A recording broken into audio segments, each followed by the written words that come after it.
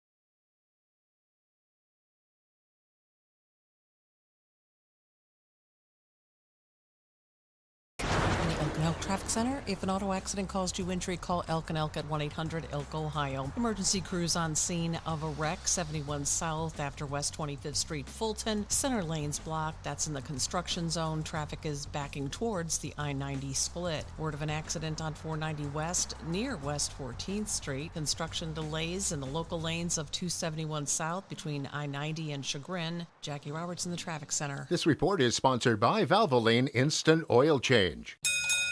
Would you rather have quality or speed?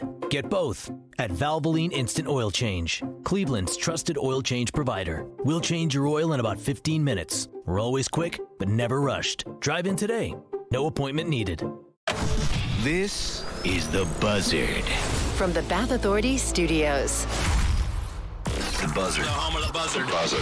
This is 100.7 WMMS. Cleveland.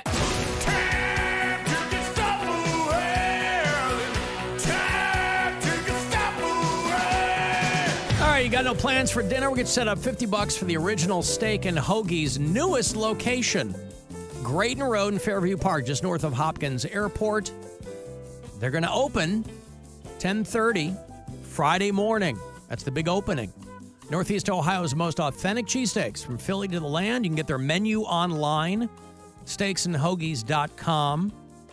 And get set up for that newest location out there on Grayton Road. $50 for you. Good luck. Call 216-578-1007 or 800-348-1007. His first marriage didn't work out. He caught her texting another show. Sounds like he deserved it. It's Alan Cox. On 100.7 WMMS.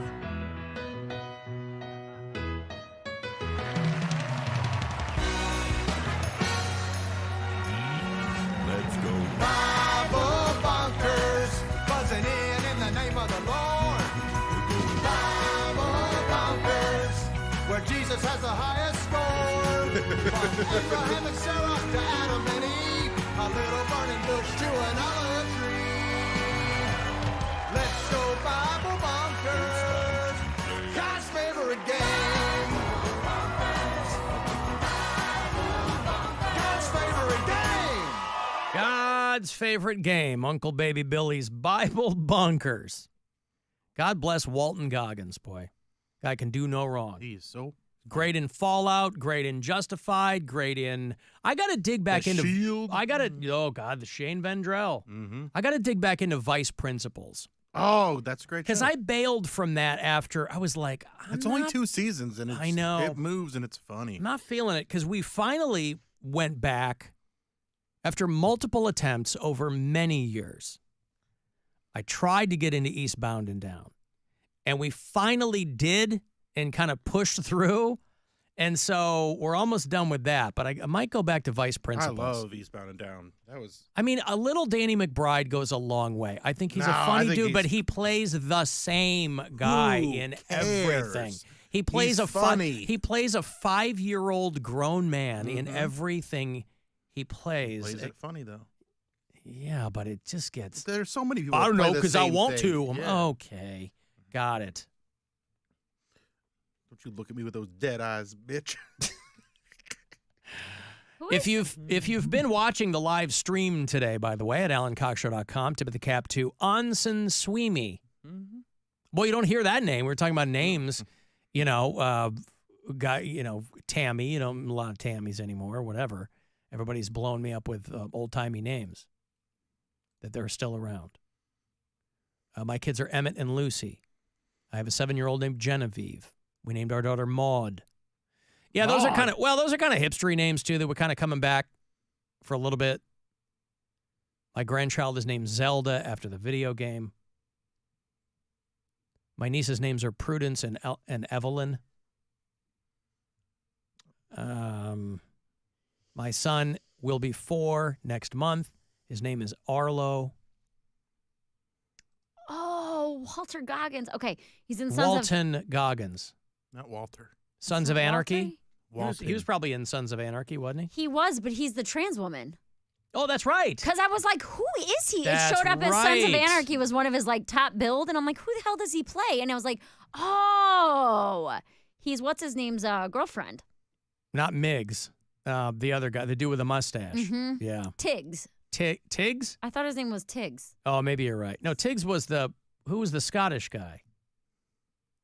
Yeah, Tig Traeger. Oh, Tig, okay. That's he plays his trans girlfriend. Right. Yes. Because I was like, who the hell is he in it?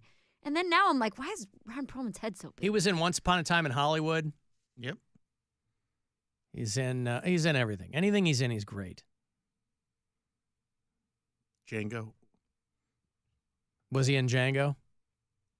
Is he in a horror movie? He's in the new season of The White Lotus coming out. A horror movie. He was in the one where I feel like Brian just watched a horror movie because this guy was in it. Walter? Walton Goggins. Is there a different Goggins? Is this the only Goggins? I believe this is the only Goggins. Only Goggins I know. He was in that dumb Mel Gibson Santa movie where Santa's killing everybody with a gun. That was the one. Fat Walton man. Goggins can't do anything wrong. I've called him Walter this whole time. Well, but he's great in otherwise terrible projects. Yeah. Right? Walter Goggins. The Hateful Eight. Didn't he had a sitcom for a little bit that I don't think. The Unicorn. Yeah. Yeah, he was like his wife dies, and his friends are trying to get him back on the horse, and all the local ladies think he's super hot, and why isn't he doing it? Yeah, I think that got done right before Righteous Gemstones. Dude, Shanghai Noon. You guys remember that? Never saw it. With Jackie Chan and Owen Wilson. Yeah, I know. I never saw it. One of those they'd never be friends duos that had to come together and fight crime. Yeah, they kept trying to recapture that Rush Hour magic, but with somebody else, right? Yeah. Can you imagine being friends with an Asian? The 90s couldn't.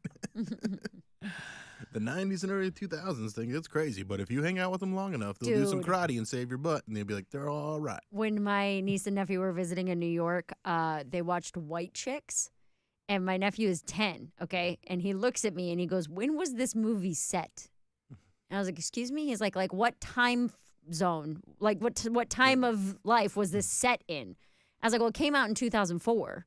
And he goes, no, but was that when it was set? I was like, yeah, all of this was okay in 2004. Like, all of the sexism and racism and everything you're seeing, totally normal. That movie's not funny in any decade. So. But he was, even he was a 10-year-old, I don't think I should be watching this. Just makes you feel icky. Yeah, but I was like, Not good. no, that was all, everything they're saying was totally fine. Yep. Everything they're doing was totally normal for that time. I've still never been able to watch that movie. You're not missing anything.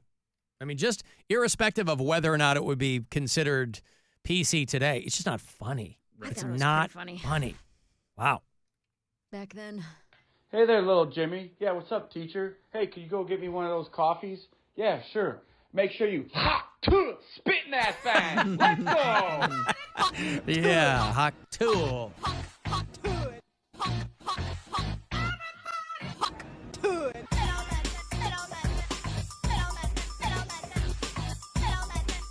Spit on that thing. All right. Yeah, we got to go. Got Guardians pregame here in a couple of minutes, and then they start up again at Camden Yards against the Orioles.